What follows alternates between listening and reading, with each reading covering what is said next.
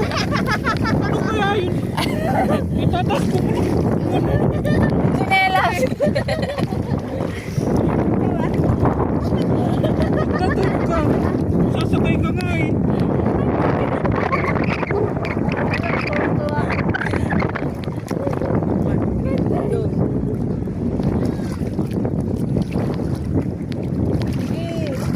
Ala.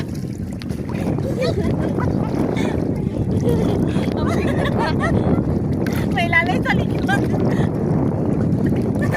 Tama na. Tama na.